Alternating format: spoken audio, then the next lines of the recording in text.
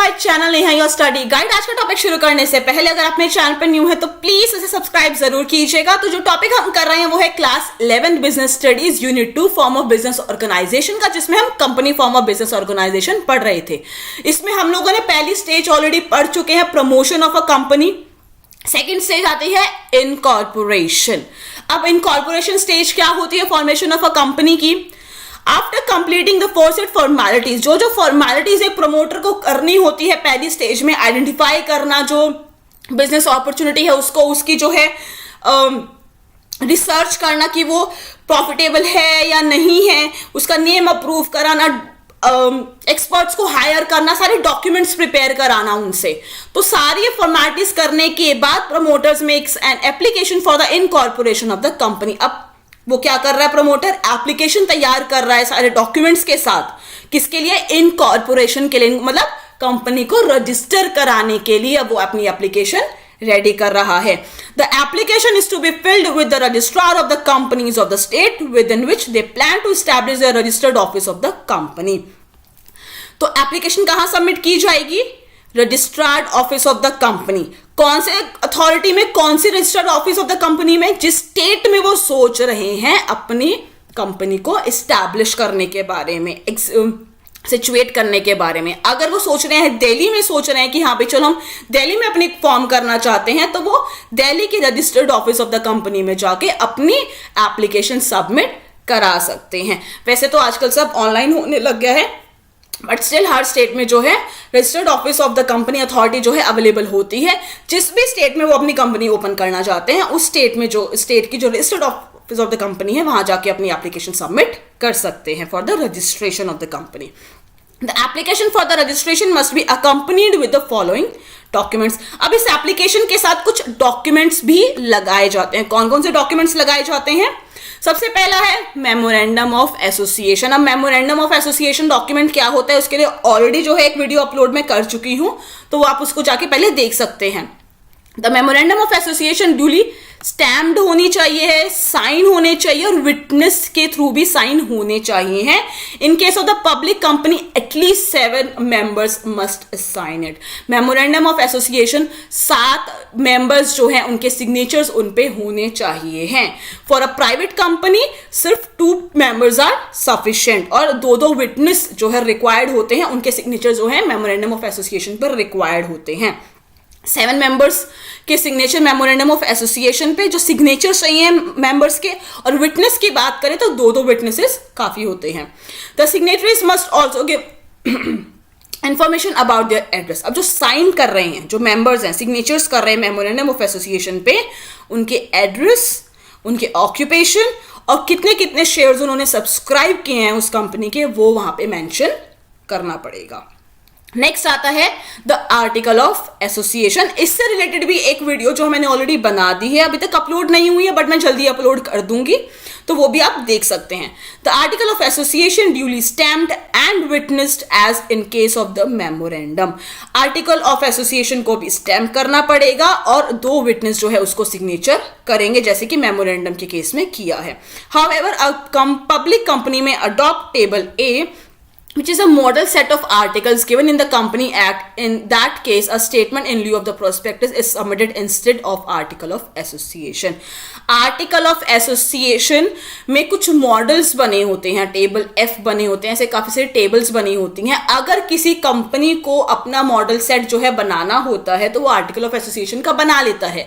लेकिन अगर ऑलरेडी जो मॉडल्स प्रेजेंट है आर्टिकल ऑफ एसोसिएशन के, अगर वो चूज कर रहा है, उसमें से वो टेबल ए अगर चूज कर रहा है आर्टिकल ऑफ एसोसिएशन का, तो उस केस में उसे आर्टिकल ऑफ एसोसिएशन की जगह statement in lieu of prospectus जो है अपना सबमिट कराना पड़ेगा to the registrar of the office. अब statement in lieu of the prospectus क्या होता है कि अगर अभी तक कंपनी ने अपने शेयर्स का प्रोस्पेक्टस रेडी नहीं किया है, जो वो प्रोस्पेक्टस क्या होता है, एक इन्विटेशन होता है पब्लिक को कि और हमारी कंपनी के शेयर्स बाय करो। अगर अभी तक उसने वो प्रोस्पेक्टस रेडी नहीं किया है तो वो क्या कर सकता है, एक स्टेटमेंट रेडी कर सकता है, एक प्रोस्पेक्ट, ये प्रोस्पेक्टस की तरह ही होता है, कुछ पेजेस इसमें ज्यादा होते हैं, तो एक statement in lieu of the prospectus जो है उसे सबमिट करना पड़ेगा। अगर अभी तक उसने प्रोस्पेक्टस नहीं बना के लोगों को इन्वाइट नहीं किया पब्लिक को कि आओ और हमारे शेयर्स जो है बाय करो।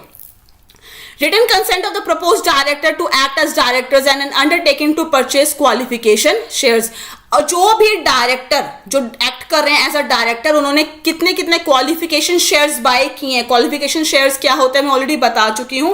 क्वालिफिकेशन शेयर्स वो होते हैं कि कंपनी की तरफ से बोल दिया जाता है कि अगर आपको एज अ डायरेक्टर एक्ट करना है तो आपको मिनिमम इतने अमाउंट के शेयर्स हमारे यहां से बाय करने पड़ेंगे, that is a qualification shares. अगर डायरेक्टर ने वो क्वालिफिकेशन शेयर्स बाय किए हैं और वो एज अ डायरेक्टर एक्ट करने वाला है तो उसका एक रिटन कंसेंट भी यहां पे देना पड़ेगा। The agreement if any with the propose managing director, manager और होल टाइम डायरेक्टर, अगर मैनेजिंग डायरेक्टर जो बनने वाले हैं, जो होल टाइम डायरेक्टर है, उनके साथ अगर कोई एग्रीमेंट हुआ है तो वो भी यहां पे मेंशन करना पड़ेगा। A company of the registrar letter approving the name of the company, जो name of the company approve कराया है रजिस्ट्रार ऑफ द कंपनी से, उसका एक प्रूफ यहां पे लगेगा कि हाँ हम हमारा नेम अप्रूव करा चुके हैं कंपनी का रजिस्ट्रार ऑफ द ऑफिस से। A statutory declaration affirming that all legal requirements for registration have been compiled with this must be duly signed। और एक डिक्लेरेशन फॉर्म, जैसे कि यूजुअली हम कोई भी फॉर्म भरते हैं तो नीचे एक डिक्लेरेशन होता है that I hear bye note, कि ऊपर जो भी मैंने इन्फॉर्मेशन दी है वो बिल्कुल करेक्ट है और सब पे टिक करते चलते हैं, तो वो एक डिक्लेरेशन आपको जो है सबमिट करना पड़ेगा कि जो भी डॉक्यूमेंट्स मैं दे रहा हूं वो बिल्कुल करेक्ट है। And notice about the exact address of the registered office may also be submitted along with this document। और एग्जैक्ट एड्रेस अगर आपने अभी तक अपना जो है एस्टैब्लिश करा लिया कि भाई हाँ हमने चूज कर लिया कि भाई एग्जैक्टली यहाँ पे हमारी कंपनी ओपन होगी, स्टार्ट होगी, यहाँ पे हमारी बिजनेस एक्टिविटीज होगी, उसका अगर आपके पास एग्जैक्ट एड्रेस है तो वो भी आपको सबमिट करना पड़ेगा। However the same is not submitted at the time of incorporation, लेकिन इन रजिस्ट्रेशन के टाइम पे अभी तक आपके पास एग्जैक्ट एड्रेस नहीं है कंपनी का, तो वो आप 13 डेज के अंडर जो है सबमिट करा सकते हो। Documentary evidence of the payment of registration fee, और जो भी आप रजिस्ट्रेशन फी पे कर रहे हो उसका प्रूफ कि हाँ आपने रजिस्ट्रेशन फी सबमिट कर दी है, उसका डॉक्यूमेंट आपके साथ में लगेगा।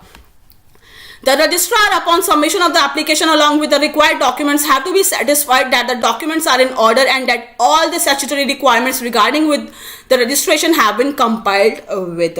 अब जो डॉक्यूमेंट्स ऊपर लगने थे, memorandum of association, article of association, written consents लग रहे हैं, कोई एग्रीमेंट है तो वो लग रहा है, नेम का प्रूफ, रजिस्ट्रेशन फी का प्रूफ, डिक्लेरेशन फॉर्म, सब कुछ आपने लगा दिया। अब रजिस्ट्रेशन के लिए आप चले गए हो रजिस्ट्रार ऑफिस में, रजिस्ट्रार ऑफ द कंपनी में, और आपने डॉक्यूमेंट सबमिट कर दिए। अब रजिस्ट्रार क्या करेगा, उस एप्लीकेशन को देखेगा, उससे सेटिस्फाई करेगा अपने आप को कि हाँ जो भी डॉक्यूमेंट्स यहाँ लगाए गए हैं वो बिल्कुल करेक्ट हैं, एक ऑर्डर में हैं। तो उसके बाद when the registrar is satisfied, जब वो सेटिस्फाई हो जाएगा about the completion of formalities for registration, कि आपने रजिस्ट्रेशन के लिए सारी फॉर्मेलिटीज कंप्लीट कर दी हैं, देन वो क्या करेगा, सर्टिफिकेट ऑफ इनकॉर्पोरेशन आपकी कंपनी के लिए इशू करेगा। तो क्या कर रहा है प्रमोटर, एप्लीकेशन तैयार कर रहा है, उसके साथ सारे डॉक्यूमेंट्स अटैच कर रहा है, वो रजिस्ट्रार के पास जा रहे हैं, वो उसे चेक करेगा, बिल्कुल सेटिस्फाई हो जाएगा सारे कि हाँ भाई उन्होंने सारे डॉक्यूमेंट्स अच्छे से किए हैं। उसके बाद वो क्या करेगा, इनकॉर्पोरेशन का सर्टिफिकेट, आपकी रजिस्ट्रेशन का सर्टिफिकेट आपको दे देगा कि हाँ आपने अपनी कंपनी को रजिस्टर करा दिया है। द सर्टिफिकेट ऑफ इनकॉर्पोरेशन में therefore be called the birth certificate of the company. Certificate of incorporation को birth certificate of the company भी कहा जाता है कि कंपनी का बर्थ हो गया, फॉर्मेशन हो गई है। On the issue of certificate of incorporation, a private company can immediately commence its business. It can raise necessary funds from friends, relatives or through private arrangements and proceed to start business। जैसे ही company का incorporation certificate जो है issue हो जाता है registrar company की तरफ से, तो वहां पे जो है प्राइवेट कंपनी इमीडिएटली अपना बिजनेस स्टार्ट कर सकती है, क्योंकि प्राइवेट कंपनी जो है ज्यादा शेयर्स बाहर इशू नहीं करती है पब्लिकली, वो प्राइवेटली अपने शेयर्स कुछ लोगों को ही देती है, गिने चुने लोगों को। तो वो अपने पैसों का उस तरीके से अरेंजमेंट करके, फ्रेंड्स, रिलेटिव्स, प्राइवेट अरेंजमेंट्स करके जो है अपना बिजनेस स्टार्ट कर सकती है। आई होप गाइस कि आपको आज का टॉपिक क्लियर हो गया। अगर आपको कोई भी डाउट हो तो मुझसे कमेंट सेक्शन में पूछ सकते हैं। अगर आपको मेरी वीडियो पसंद आई तो प्लीज उसे लाइक जरूर कीजिएगा, शेयर कीजिएगा, मुझे कमेंट करके जरूर बताइएगा कि आपको मेरी वीडियो कैसी लगी। अगर आपने तो मेरे चैनल को सब्सक्राइब नहीं किया तो प्लीज उसे सब्सक्राइब जरूर कीजिएगा। मैं इस टॉपिक से रिलेटेड और भी वीडियो जल्दी अपलोड कर दूंगी। Thank you so much guys मेरी वीडियो देखने के लिए।